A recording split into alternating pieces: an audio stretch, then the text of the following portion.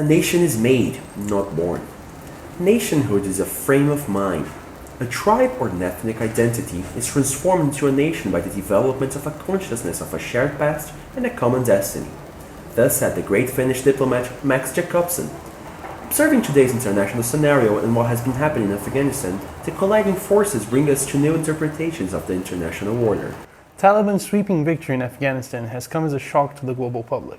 However, as the Taliban's incursion remained largely bloodless, many were left wondering whether Afghanistan is in for a different regime than what it had in the 90s and early 2000s.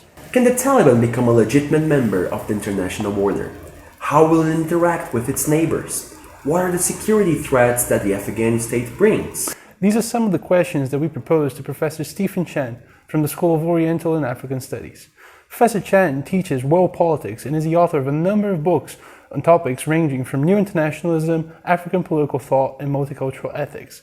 He was also an international civil servant, having observed some of the most important elections in Africa, for example in Zimbabwe, a country that he has written extensively about. Join us for this interview with Stephen Chen right now in Conexão 247. How are you, Professor?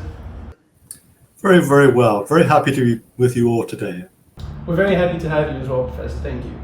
So we'd like to start by asking, after the momentous events of yesterday with the Taliban conquering of Afghanistan, I'd like to start by asking you, Professor, about China's place in all of this. Do you think that the United States retreat from China in some way emboldens China? From Afghanistan, sorry, in some way emboldens China?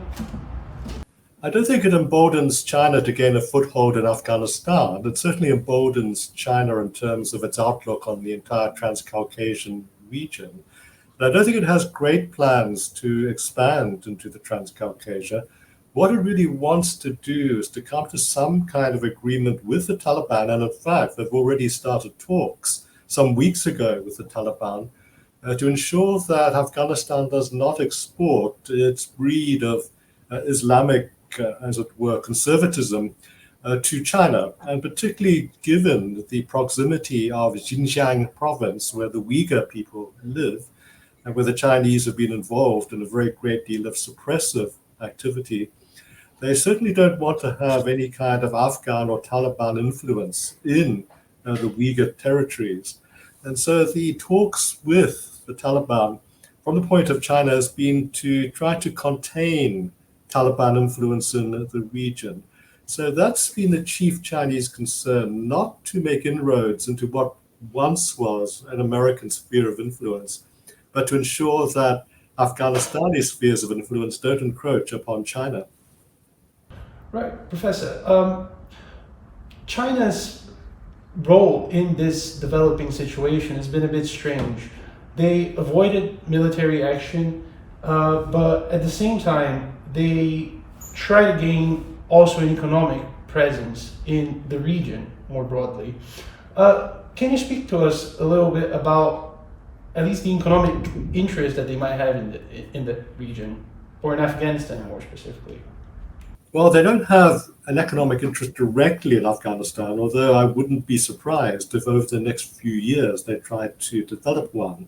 Of course, they would want to see how stable the Taliban government turns out to be, and whether or not that government is capable of complex international financial and trading agreements and able to maintain the infrastructure that will allow them to continue and develop such relationships. But what you've got coming out of China is the One Belt, One Road initiative that goes across Transcaucasia. It basically follows the old Silk Road, and that comes very, very close to Afghanistan. And a lot of economic activity is going to be centered around this One Belt, One Road initiative, which in the case of Transcaucasia is literally a road, a communications network, a trading network, an infrastructural network. So a lot of economic activity which the Chinese don't want to see endangered, and very much deliberately designed not only to bring development to the region that it crosses, but very much designed, of course, to expand Chinese influence. It's soft power made technological. This is something the Chinese are very, very good at. And what it doesn't want is what we might loosely call a very conservative, backward-looking government. to get in the way of this kind of expansionism, which is inherently technological. It's the old Silk Road brought up to date with the latest 21st century technology. So it wants to safeguard these investments. Now, it has a huge amount of, as it were, investment in the Pakistan region, which is, of course, immediately adjacent to Afghanistan. So the idea of spillover is something which very greatly concerns China. What it would do, of course, is to allow, as I said, Afghanistani buy-in to the One Belt, One Road initiative, but only when there is some kind of evidence that the new Taliban government is capable of sustaining a responsible part in these kinds of economic initiatives, which, as I say, are likely to be high-tech and likely to involve technocratic investment on all sides. Right. Sorry. And Professor, you have spoken about China's soft power and the way it conducts its foreign policy. That way seems to me to be fundamentally different from the way the United States conducts its foreign policy. Can you tell us a little bit about the tenets of this foreign policy? What does the Chinese presence in the world look like?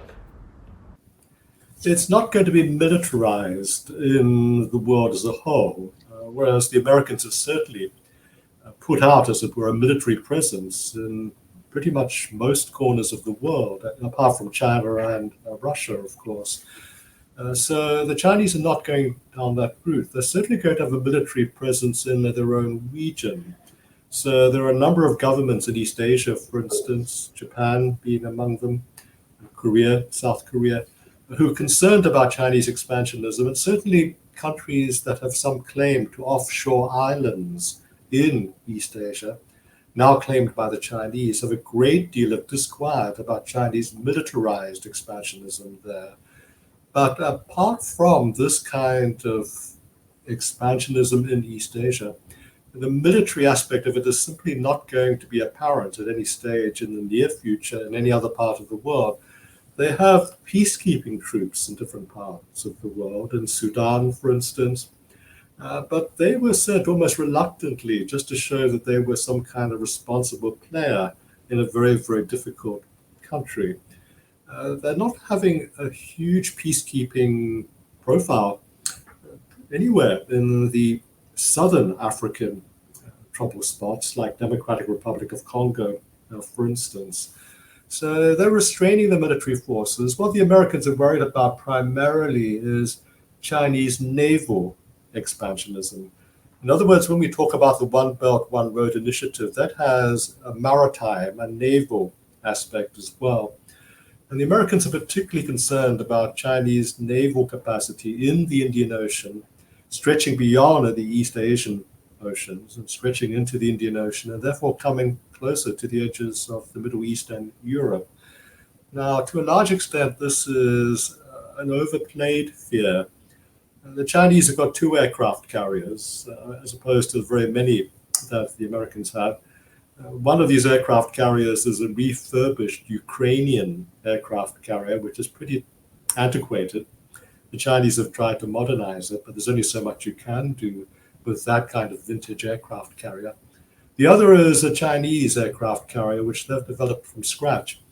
And no one knows how well it operates. And of course, everyone hopes we'll never know how well it operates. But let us say that the Chinese maritime presence, its naval presence, it creates anxiety and misgivings, but there's no evidence that these misgivings are well founded, and we certainly don't know anything about Chinese actual capacity. What they're doing, it seems to me, is flying the flag. I don't think they've got any intention whatsoever of trying to enter into some kind of combat or any kind of standoff. And in fact, they could be quite useful in the Indian Ocean, particularly if things like Somali piracy flares up again.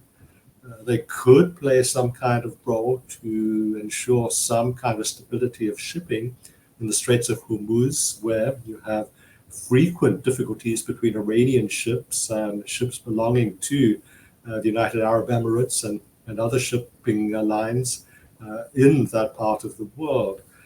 But right now, they're causing anxiety when there's no evidence that anxiety is intended. Shifting the focus a little bit to the Taliban right now, how should we understand this movement in the post-colonial way? Are they an insurgency, or are they just terrorists that have established a rogue state? I think that the Taliban sees itself as a nationalist organization, standing for what they conceive to be national, cultural, and of course religious values, wanting very, very much to have a country that is free of American domination. I don't think that you can regard them simply as terrorists. They certainly hosted in the era of Osama bin Laden, Al-Qaeda. There's no real evidence that they're hosting or intend to host such organizations again in the future. So it's an open book to a certain extent. Now, trying to view them as some kind of simple-minded terrorist organization is a great mistake. When you look at what has happened in the past few days, within the last 2 weeks, and you look at the way they swept across Afghanistan, everyone says that the reason why all of this happened was because the Afghan military, expensively equipped and trained by the Americans, broke and ran. And no one wants to give credit where it's due. And I'm saying this not because I approve in any way of the Taliban. I disapprove quite strongly with some of their advertised beliefs. But credit where credit's due, they mustered a superb military strategy. They outthought before they outfought the government, soldiers, army, at every single level. The amount of military intelligence, military planning, military strategic capacity and wisdom that they put into it absolutely demonstrates that they're not simple-minded. They mounted an extremely sophisticated operation, which, as we all see, swept the country. And as I said, they did this while faced with an expensive, I think 83 billion US dollars went into developing the Afghan army by the Americans. So an extremely well-equipped, on paper at least, Afghan army. They basically cut it to pieces. Now, my thinking is that if they're able to show that kind of sophistication in this kind of military operation, and Afghanistan is not a small country, it's a very, very big country. So to be able to coordinate activities across a country that size with such difficult terrain, difficult landscapes, requires a fair bit of thinking. The idea would be to try to engage with the elements of thought within the Taliban organization. Now, it's quite likely that in the next few days, they're going to establish a formal government. It will have ministers, like any other government. It will have government departments. They will quite likely bring on board some of the civil servants from the previous government, because they'll know that that's the only way to run a country. And even one that's comparatively underdeveloped is still a complex country to run. So it'd be interesting to see with whom one can engage in the Taliban government. And of course, in particular for the international community, who their foreign minister is likely to be. If this foreign minister is someone who's had Western training, for instance, and that's not something silly to say.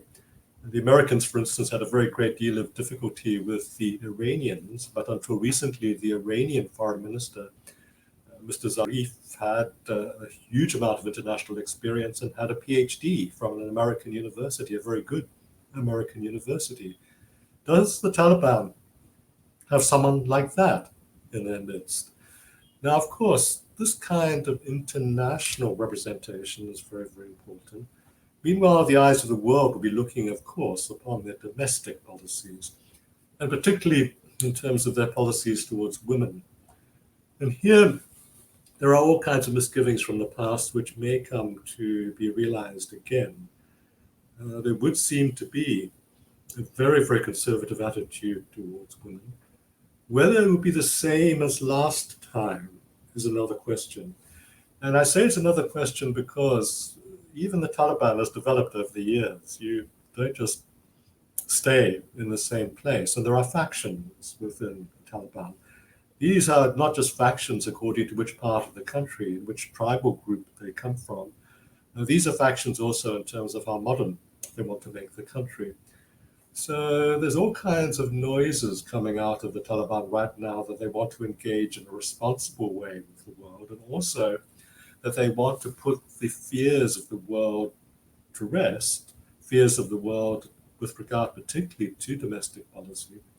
How they will try to do this in terms of women is another question. There's no doubt there'll be a much more conservative attitude towards women, but that does not mean it'll be automatically like it was in the past. Now, again, having said that, a lot is going to depend on how well the Taliban control the whole country. Afghanistan has always been so difficult to govern for any government that you've always had independent warlords basically running their own show, and the central government has never been able to keep them underneath total control. That might also be an aspect of the Taliban government that is not able to control its own senior commanders in the different provinces, who, with tribal ethnic support in their home provinces, want to run their own show. So there might be a big difference between how social relations and social progress, or lack of social progress, is manifested in Kabul, the capital, and how it's manifest in some of the other cities. I would say that they'll make a reasonable show, certainly for the first year or so, of trying to look reasonably restrained in terms of the big cities. And by that, I mean Kabul itself, Kandahar, Herat.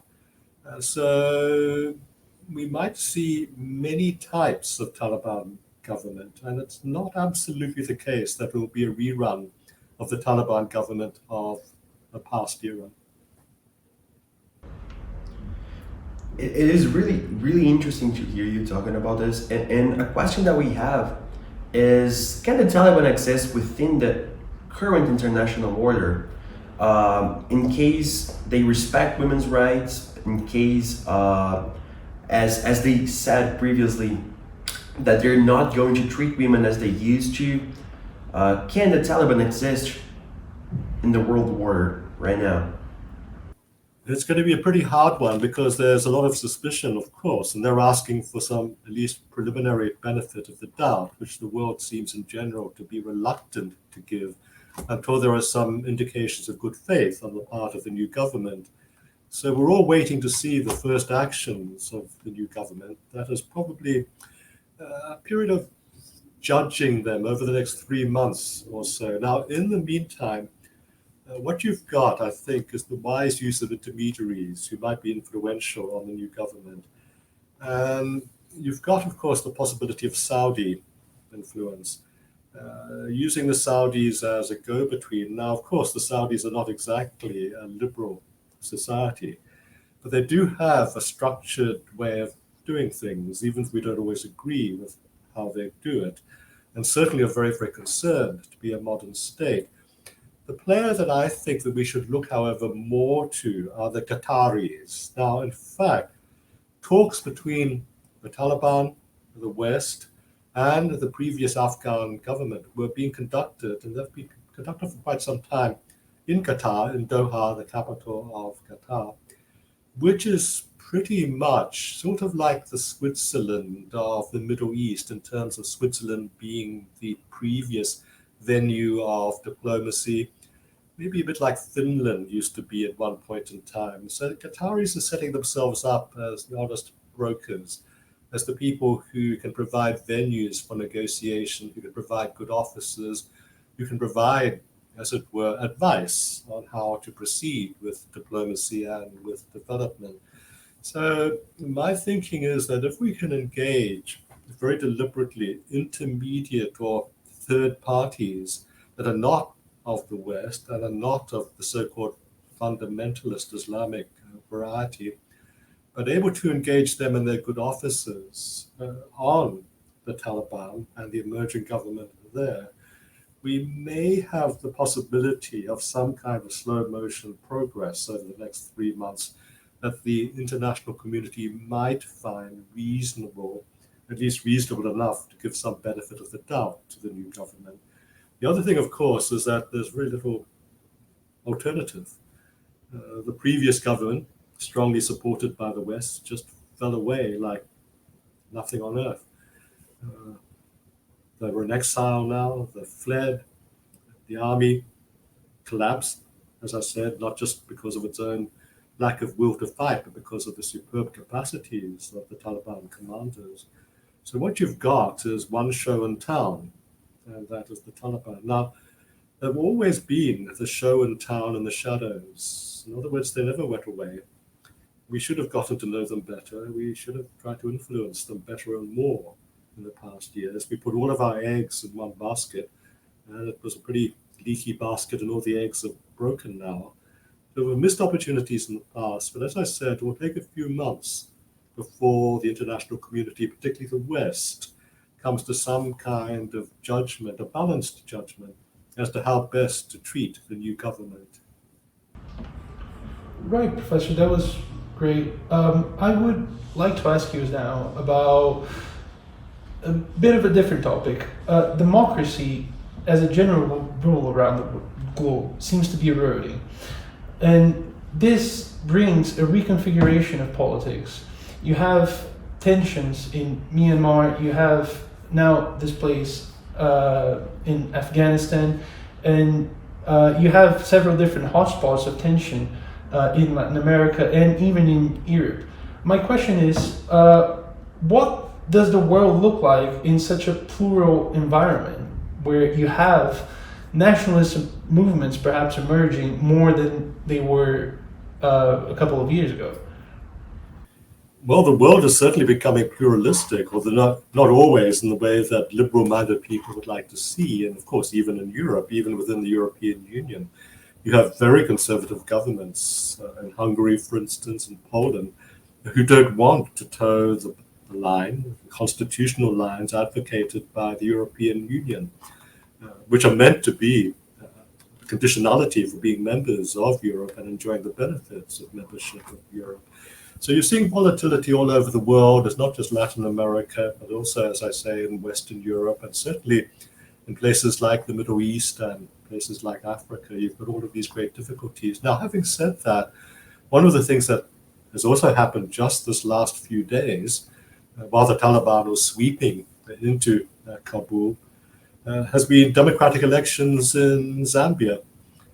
Now, this is an amazing African country.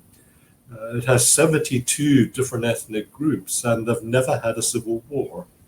And they were the forerunners of democracy in the early 1990s, 1991. With difficulty, they've maintained democratic elections. And what happened after the elections on Thursday this last week, and the results were just announced on Sunday, just yesterday, the president conceded defeat. He didn't want to do that. In fact, he's very, very reluctant to concede defeat, but he conceded defeat. He knew he'd been beaten in a democratic election.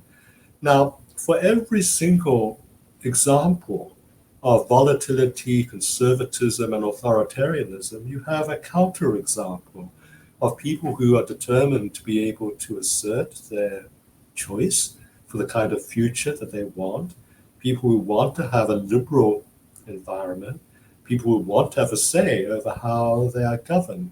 So yes, although I am among those who from time to time get very pessimistic about the world, that's quite easy to do, but I'm also someone who sees signs that allow me to be optimistic about the world. So I think that the world's becoming a plural place in the sense that it's achieving a mixture of both pessimisms and optimisms.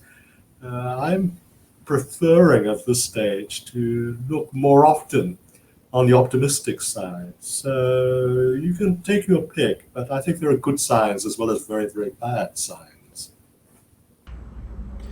And talking about good signs and bad signs, Brazil's in kind of a very delicate place right now. With Bolsonaro, we've seen this approach of the government with the military, and people are questioning democracy each time more.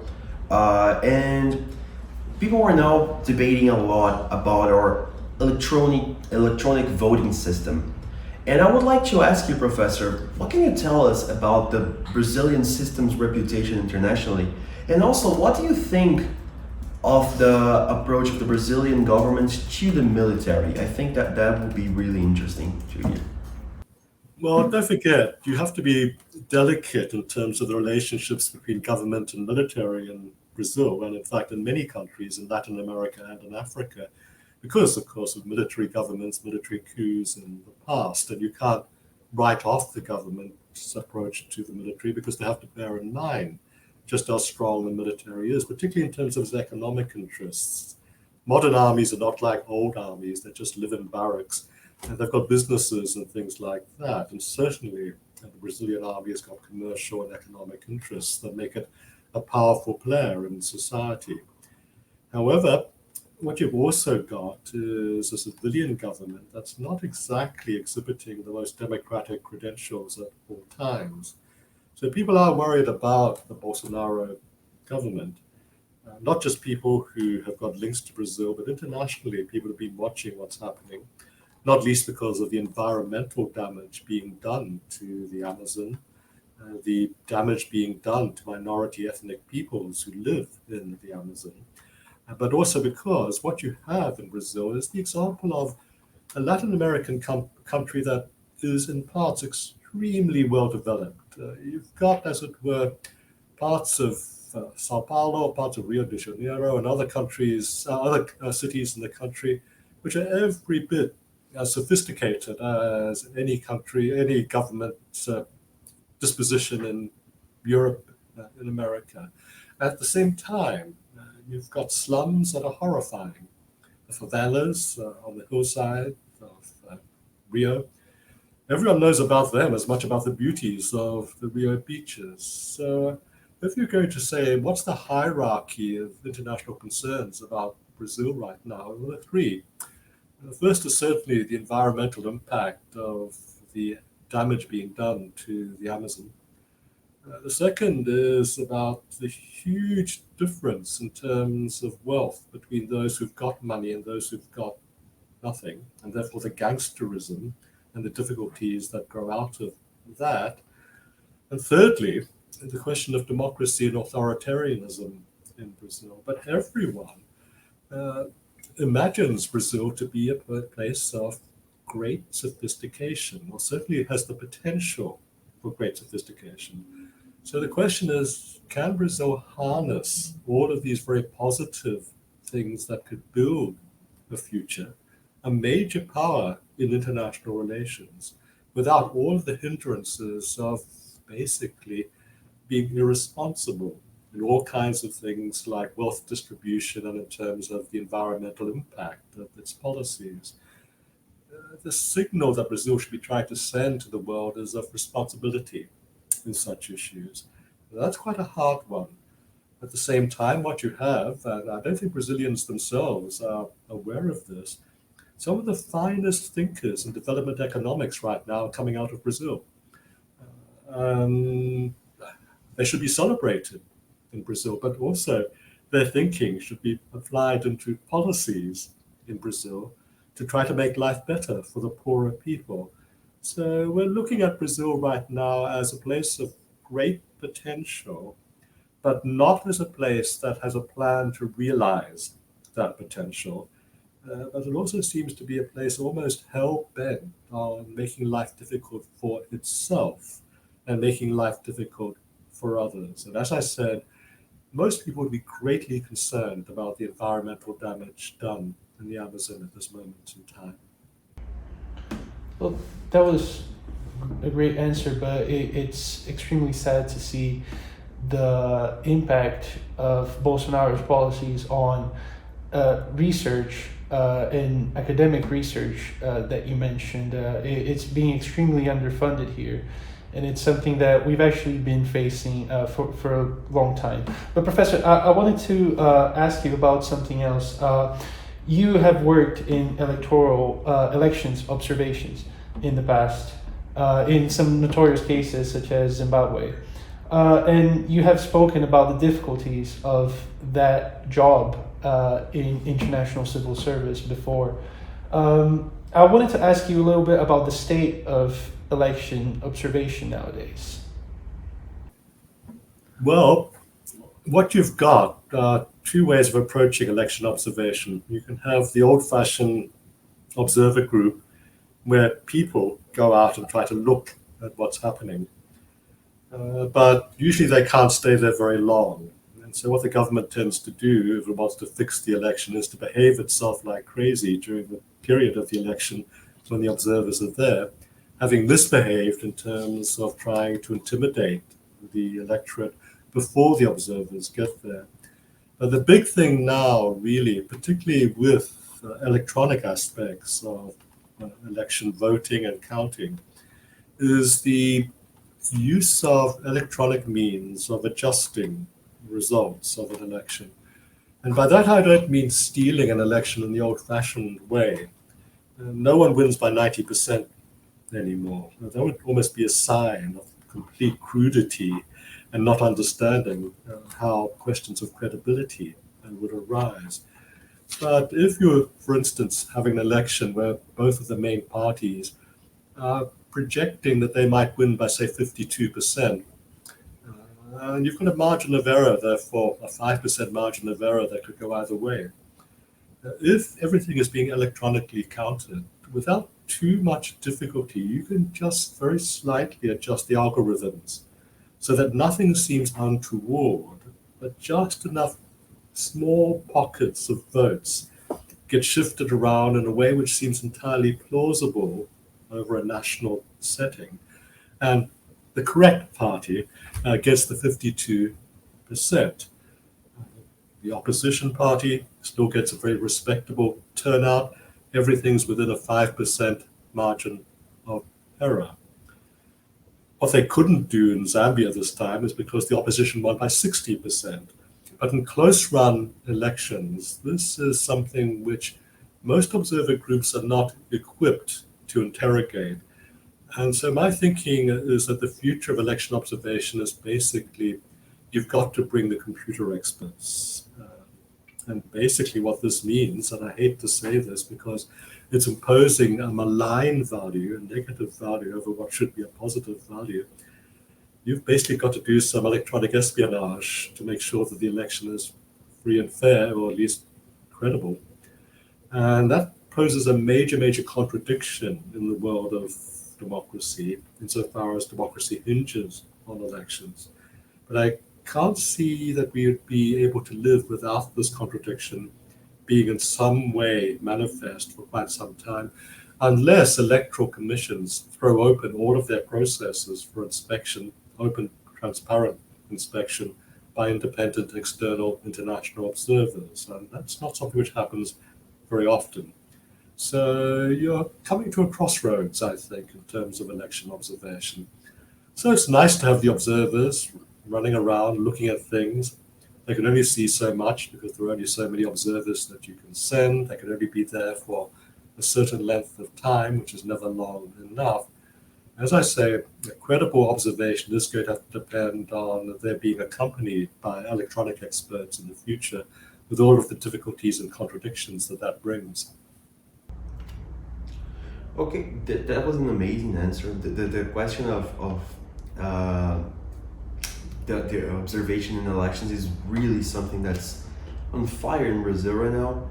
And also, I would like to ask you your opinion on the impact of fake news on elections, because recently Bolsonaro's son, Eduardo Bolsonaro, has been visiting Steve Bannon, and we are wondering what could this mean for the elections in 2022.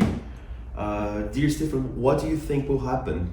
Steve Bannon can't speak Portuguese, okay, and there are certain nuances in the way that you construct a newscast which he probably wouldn't understand completely. But we are in a war of news, fake news, as well as real news, factually based news, news based on objective reporting. And the only way you can combat this essentially is if civil society gets its act together electronically.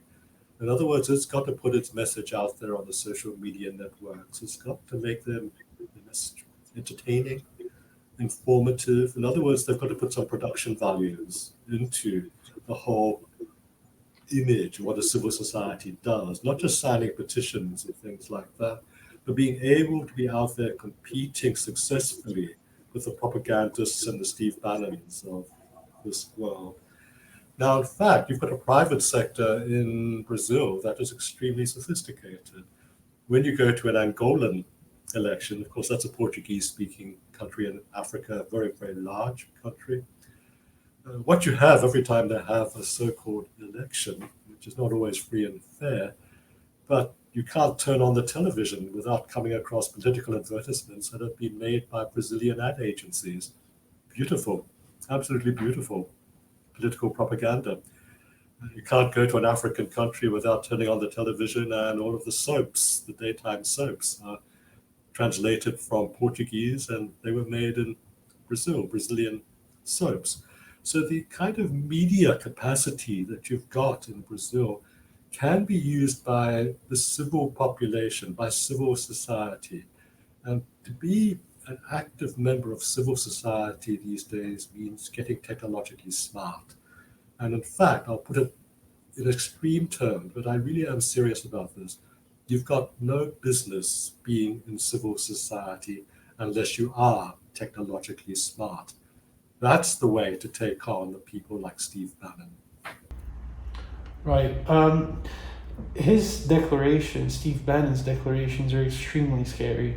Recently, he said that Lula is the most dangerous leftist in the world, a criminal, a communist, quote unquote, which is crazy to see how these, not even half-truths, they get spread over and people internalize them. But Professor, I wanted to ask you about Lula. I wanted to ask you about Lula's image in international academia, perhaps, or internationally, more generally. How is his campaign being perceived by the United Kingdom, perhaps? Well, internationally, and certainly in the United Kingdom, he's basically invisible. Everyone knows that there's going to be an election. Everyone knows that Lula is now able to campaign and stand for leadership in Brazil, but he's invisible here. And so this is what I mean when I say you've got to establish a media presence. You've got to be able to understand how the world works, and you've got to understand that you've got to establish a media presence internationally in order to win support. So if the government tries to fix the election against you, you've got this whole bedrock of international solidarity that can act as pressure upon any government that tries to rig the election. And Lula is basically invisible. Everyone knows that he was the president. Everyone knows the troubles he's had. Everyone knows that he's a credible, strong, and liberal, possible president. Now, what Bannon is trying to do with all of these words of alarm is not to influence so much people in Brazil. He's trying to influence American public opinion.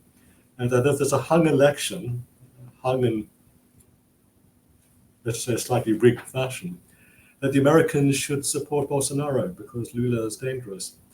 So what Lula's got to do is to put the message out there that he's this wonderful, forward-looking, Western-friendly, responsible person that the West would like to deal with, but he's not doing that. So he's missing a trick, and I'm afraid that in engaging people like Bannon, what you've got is the Bolsonaro people understanding the value of Western support. So these messages about Lula being a dangerous lefty communist, no one in Brazil believes them so much because they know Lula and his track record. They may not like him, they may find him controversial, but they'll think that such descriptions of him are over the top. Now, in an American Midwest town, they might believe this kind of propaganda. And this builds into a bedrock of support that influences senators. Senators may be members of the Foreign Relations Committee in the Senate or something like that. And you've got to build, as it were, a hinterland, an international hinterland that believes in you or finds you at least sympathetic. So Lula's not doing that. And this itself is a sign of perhaps his approach to international relations. If you're not doing it now, when you're actually campaigning to be president, what are you going to do when you are president? You've actually got to have this sense of engagement all set up by the time that you take office. So if I'm going to fault him in any way, I would say that he or his people are missing a trick in the international arena right now. Well, thank you very much, Professor. I think that brings our interview to an end. It was a pleasure having you. Se você gostou dessa entrevista, registre seu like e compartilhe o vídeo. Seja também um membro do canal ou agradeça como contribuição. Muito obrigado e até a próxima.